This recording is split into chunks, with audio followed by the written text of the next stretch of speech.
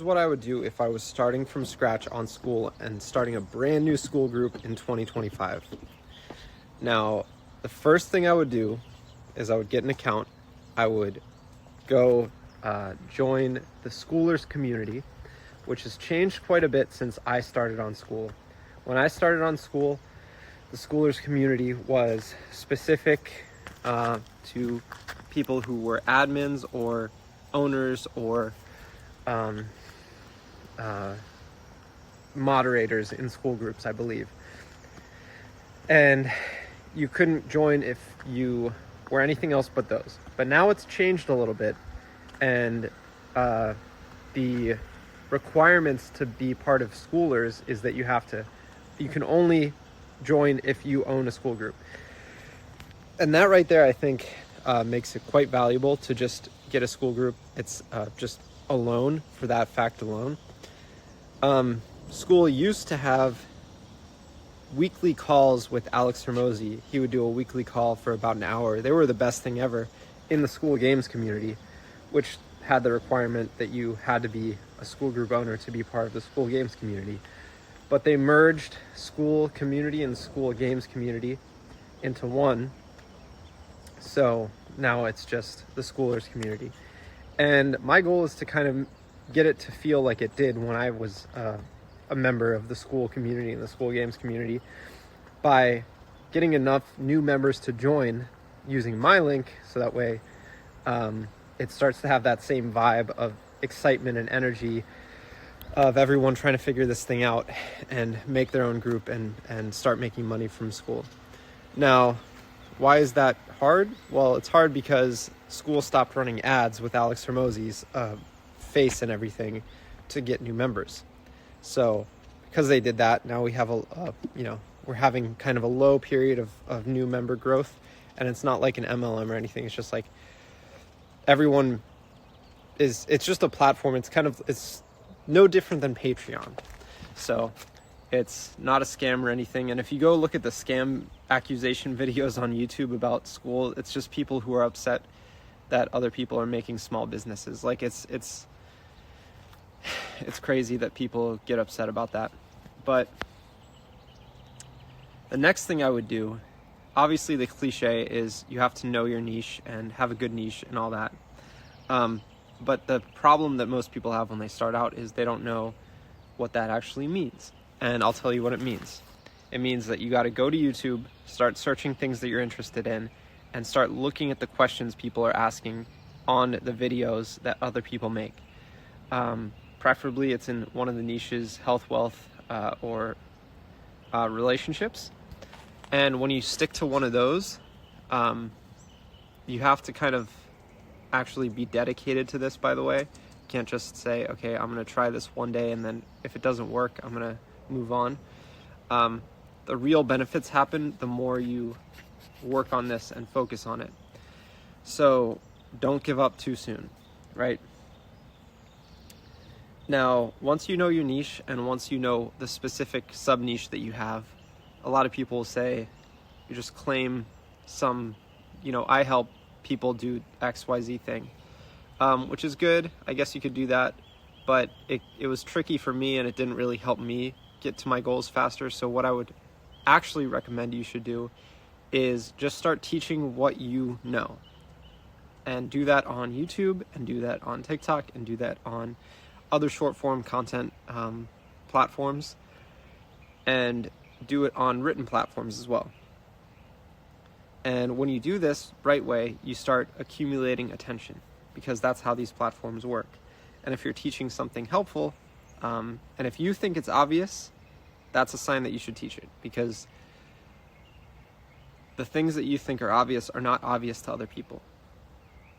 So when you go and teach that thing, people actually will listen and get value from it. And that's very helpful to people. So definitely don't undervalue the knowledge that you have. And I'm trying to do a better job at that too. But once you've done all that, and once you've decided on using Skool and what you're going to teach, really lean into making a lot of free content on YouTube. Now, when I started on Skool, it was really easy because I got a ton of members from within Skool itself. And that was super helpful that I got members from Skool. And I'm super grateful that that was able to happen. But I've realized that the way things have changed, I have to actually focus on using YouTube to get members, right? And I specialize in Skool communities and copywriting as well. I love copywriting. It's what I was interested in from the start. So by the way, you can go to my copywriting community below. It's 730 members are in there already, and we're learning and building our copywriting businesses every day. So if you want to join that group, there's live calls, and I'm going to start doing those daily soon. Not sure when, but I'm definitely going to start doing that. So you can join below. It's $99 a month, or you could pay annual and not have to worry about monthly costs. But I'd love to have you there. Be absolutely cool to have you join the family of Copywriting Secrets. And if you want to start your own Skool group, there is a link below as well, and you get a 14-day free trial. And the bonus is, if you use my link, I'll just DM you and say, hey, thanks for using my link, and I have a bunch of cool resources to help you with growing your Skool group and building your Skool group to like 100 members fast and starting to get paid members. So if you're into all that, then go to the links below. Otherwise, keep watching, and I'll keep telling you what I would have done differently had I started Skool now in 2025. The number one thing that I would have focused on differently is making one classroom instead of 9 different classrooms or courses inside of the classroom tab. And I would keep it dynamic. So the thing that you want to happen at the beginning is you want to get people seeing your name and talking and learning from you and hearing your voice as much as possible. So the way to do that is to have dynamic content in the classroom. So you're always adding and changing things and adding new content and adjusting your old content. A lot of people think the classroom and courses are set it and forget it. But no, on Skool, that's not how I think it works. How I think it should work is you have one classroom, and inside there's a bunch of different courses that you're always rearranging. And when you do it that way, people actually want to go and check what's new. But if they don't, if they think that it's never changing, they're gonna get kind of burned out or just not interested in what's there, and they're not gonna want to come back and look at the stuff that's there. So that's a problem that I see in a lot of Skool groups, is that the classroom, there's no incentive to go and read what's there and learn what's there. And so people end up not using it, and then they churn out of the community, which you don't want. So the other thing I would do is charge annual only. This is huge. This is so big. Everyone thinks that it's limiting them to charge annual prices, which is like anywhere of upwards of $1,200. If you really want to make a business, then you can charge $1 annual or $1 lifetime, but that's not really worth it.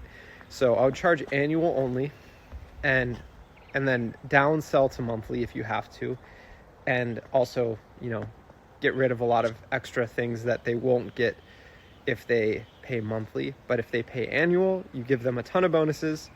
And if you need help with those bonuses, just leave a comment below, and I'll try to help you come up with those. But if you charge annual only, then it's actually really easy to stack up those payments. It seems daunting at first because you're like, well, I was only going to charge $99 a month. Now I'm going to charge $1,200 1 year in one transaction.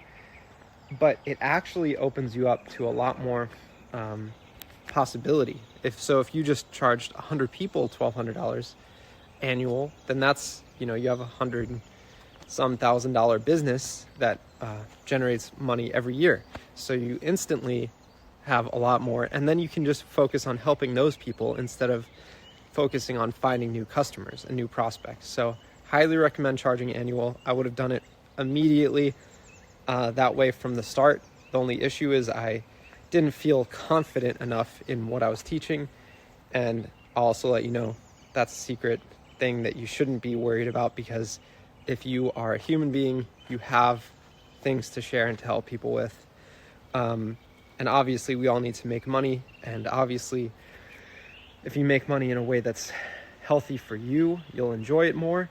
And if you do it online, it actually focuses on, helping you be a better person, helping you develop your skills more, helping you develop a lot of skills that you need as a human being that they don't really teach anywhere else. And the benefit is that you get better at those skills and you live a better life. So you can actually help people too.